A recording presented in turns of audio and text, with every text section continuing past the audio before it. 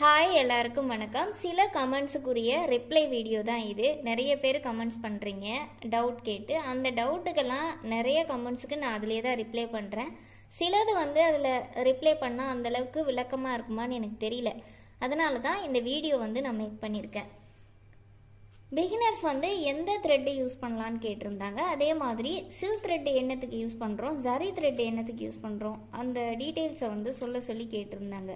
அப்போ அதை ஒரு வீடியோவாக மேக் பண்ணலான்னு தான் போடுறேன். ஜரி த்ரெட் நீங்கள் பிகினர்ஸாக இருக்கிறீங்கன்னா ஃபஸ்ட்டு ப்ராக்டிஸ் பண்ணும்போது ஜரி த்ரெட் வாங்கி ப்ராக்டிஸ் பண்ணுங்கள். நான் A1 மம்தா பிராண்ட் தான் யூஸ் பண்ணுறேன். இப்போ வரைக்கும் அதுதான். நிறைய பிராண்ட் வேறு இருக்குது.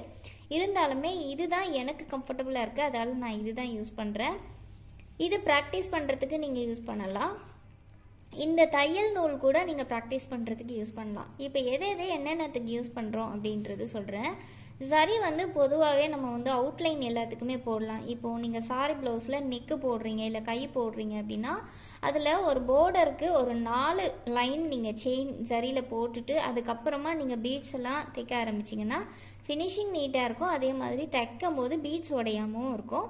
கோடி ஷேப்லாம் வரும்போது அதுக்கு அவுட்லைனுக்கு யூஸ் பண்ணலாம். நிறைய இடத்துல அவுட்லைன்ஸ்க்கு யூஸ் பண்ணலாம் கூடுதலாக. இந்த தையல் நூல் பார்த்திங்கன்னா இது நான் என்னை பொறுத்தவரையிலையும் நான் எப்படி யூஸ் பண்ணுறேன்றது தான் நான் சொல்கிறேன். நான் எந்த சாரி கலர் ப்ளவுஸ் யூஸ் பண்ணுறேனோ அதே கலர் நூல் தான் நான் வாங்குவேன் எப்போவுமே. இப்போ சம்மந்தமே இல்லாமல் கலர் நான் யூஸ் பண்ண மாட்டேன். இப்போ ஒயிட் கலர் ப்ளவுஸ் டிசைன் பண்ணுறேன்னா ஒயிட் வாங்குவேன், ப்ளூவாக இருந்தால் ப்ளூ வாங்குவேன். அப்போ தான் நம்ம பீட்ஸ் கட்டும்போது அந்த துணிக்கு ஏற்ற மாதிரியே இருக்கும். நூல் வெளியில் தெரியாது, ஃபினிஷிங் நீட்டாக இருக்கும், கேப் அதிகமாக இருக்காது, கொஞ்சம் நல்லா நெருக்கமாக இருக்கும். அதுக்காக இது நான் யூஸ் பண்ணுறேன். பீட்ஸ் எல்லாமே ஸ்டிச் பண்ணுறதுக்கு இந்த நூல் யூஸ் பண்ணுறேன். பீட்ஸ் தைக்கிறதுக்கு, சர்தூசி தைக்கிறதுக்கு, சீக்வன்ஸு, கூடுதலாக சீக்வன்ஸுக்கு நான் சரியாக யூஸ் பண்ணிடுவேன். மற்ற பீட்ஸ் எல்லாத்துக்குமே நான் நூல் தான் யூஸ் பண்ணுவேன். நம்ம மேக்ஸிமம் வெளியில் எதெல்லாம் நூல் தெரியாமல் வருதோ அதுக்கெல்லாம் இந்த தையல் நூல் யூஸ் பண்ணிக்குவேன். வெளிப்படையாக நூல் எங்கெல்லாம் தெரியுதோ அதுக்கெல்லாம் ஜரி யூஸ் பண்ணுவேன், இல்லைன்னா சில்க் த்ரெட் யூஸ் பண்ணுவேன். சில்க் த்ரெட்டு பொதுவாக எதுக்கு யூஸ் பண்ணுறது அப்படின்னு பார்த்தீங்கன்னா, நம்ம சாரி ஒரு கலரும் ப்ளவுஸ் ஒரு கலரும் தான் இப்போ லேட்டஸ்ட்டாக அதிகமாக ட்ரெண்டாக இருக்குது. அப்படின்னும் போது சாரிக்கும் ப்ளவுஸுக்கும் சம்மந்தமே இல்லாமல் இருக்குன்னும் போது நம்ம சாரியோட கலரை ப்ளவுஸில் பார்டர்ஸ்க்கு யூஸ் பண்ணலாம், இல்லை ஒரு ஃப்ளவர் மாதிரி செய்து வைக்கலாம், இல்லை அதுலேயே நம்ம லோடிங் மாதிரி செய்யலாம். இந்த மாதிரிலாம் செய்யும்போது அந்த சாரியோட ப்ளவுஸ் பார்க்குறதுக்கு எடுப்பாக இருக்கும்.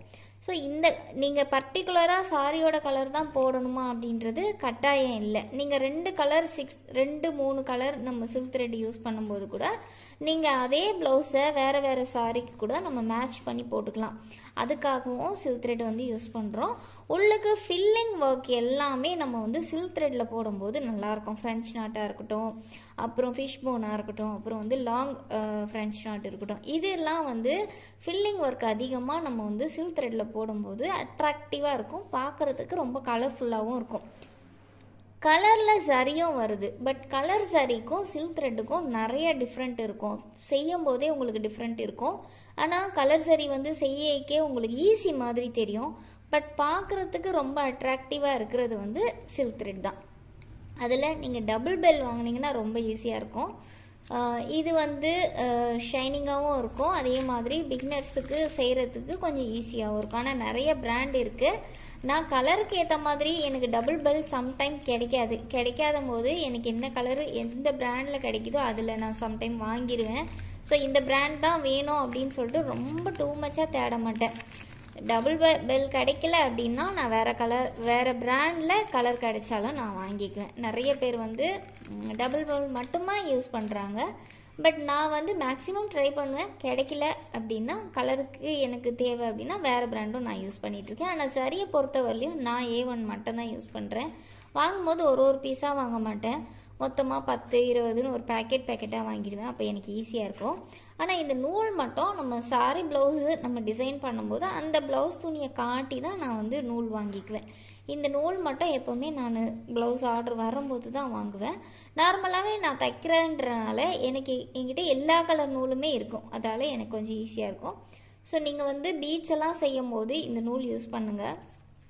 இப்போ இந்த த்ரெட்டெல்லாம் நம்ம என்னென்ன இடத்துல எப்படி எப்படி யூஸ் பண்ணலாம் அப்படின்றது டீட்டெயில்டாக சொல்லியிருக்கேன். இந்த வீடியோ உங்களுக்கு யூஸ்ஃபுல்லாக இருந்தால் லைக் பண்ணி ஷேர் பண்ணுங்கள். இது போல் வேறு ஏதாவது உங்களுக்கு டவுட் இருந்தால் கமெண்ட் பண்ணுங்கள். அடுத்த வீடியோவில் பார்க்கலாம். தேங்க்யூ ஃபார் வாட்சிங். பை.